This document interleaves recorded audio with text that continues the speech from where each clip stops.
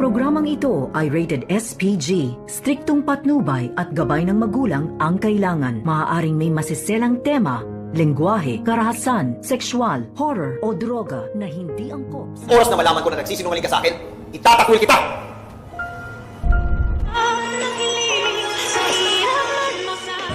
Nagpaalam nga itong si RJ dito kina Giselle at Eric na may pupuntahan lamang daw siya at may tatanungin. At yun pala ay itong si Zoe. Agad na pumunta itong si RJ dito sa Apex Hospital at sakto naman na papalabas sana itong si Zoe sa Apex Hospital.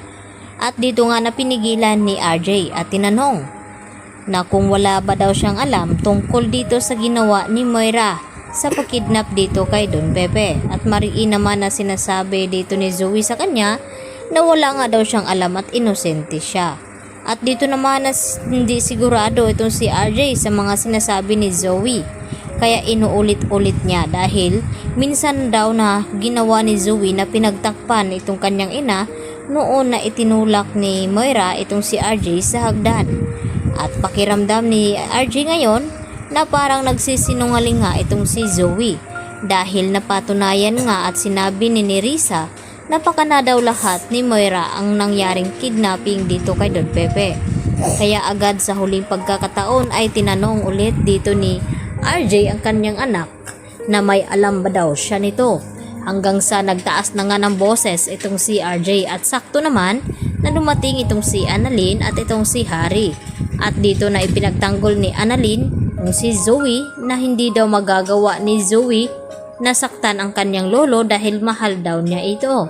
Sabi naman ni RJ kay Annalyn na sana nga totoo ang sinabi dito ni Annalyn na walang kinalaman itong si Zoe. Dahil kapag napapatunayan na may kinalaman daw itong si Zoe ay sisiguraduhin nga raw ni RJ na itatakwil niya itong kanyang anak. At nagulat naman itong si Zoe sa kanyang narinig dito sa kanyang ama na si RJ dahil hindi lingid sa kanyang kaalaman na may kinalaman talaga siya sa nangyaring pagkidnap dito kay Don Pepe. Samantala, dito naman na pinatawag itong si Zoe sa conference room ni RJ at Giselle. At dito nga na humingi ng pasensya itong si RJ sa sinabi niya dito kay Zoe. At dito naman na sinabi ni Giselle kay Zoe na kung wala daw talaga itong kinalaman ay kinakailangan niyang sumama sa presinto kinabukasan. Nang sa ganon ay makita niya itong tauhan ni Moira kung hindi ba siya dito namumukhaan. At takot na takot naman itong si Zoe dahil alam niya na nakaharap na nga niya minsan itong si Dax. At dito niya na dali-daling tinawagan itong si Moira. At dito niya na ibinalita na kinakailangan daw na isama itong si Zoe sa presinto. At tatakot itong si Moira na baka ikanta at ituro siya dito ni Dax na may kinalaman nga itong si Zoe sa nangyari dito sa kanyang lolo. At dito nagbigay ng payo itong si Moira kay Zoe na dapat unahan daw niya itong sina Giselle at RJ at puntahan dito sa presinto at ligpitin at tapusin itong si Dax. At dito naman na sinabi ni Zoe na hindi niya iyon magagawa dahil hindi daw siya kriminal. At dito naman na sinabi ni Moira na nagawa nga daw ni Zoe itong ginawa niya kay Lolo Pepe na nagawa niyang ihulog sa bangin. At simple lang naman ang kanyang inutos dito na baka ikanta daw sila dito ni Dax. At nang magkaharap-harap na nga ang mga ito, dito nga na sinabi ni Dax na magsasalita lamang daw siya kapag hindi siya ikukulong. Kapag gawin lang daw siya ng witness dito sa mga leader ng kidnapping. At dito nga na sinabi ni Dax na ang asawa daw ni RJ ang kanilang mastermind.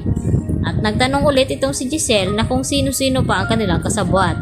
At dito naman na tiningnan ni Dax itong si Zoe. At inamin niya rin na hindi kasabwat itong si Zoe dahil si Moira lamang daw ang kanilang amo. At hindi naman naniniwala itong si Giselle kaya pakiramdam nito na may kinalaman talaga itong si Zoe dahil sa mga tingin dito ni Dax. At ganun din itong si Zoe. Kaya agad na lumapit itong si Giselle kay Zoe at sinambunutan. Subalit, bawat galaw at kilos pala ni Zoe ay sinusundan nito ni RJ kaya alam niya na baka tutulungan niya itong kanyang ina na makatakas. Yan lang po at marami pong salamat sa inyong panonood.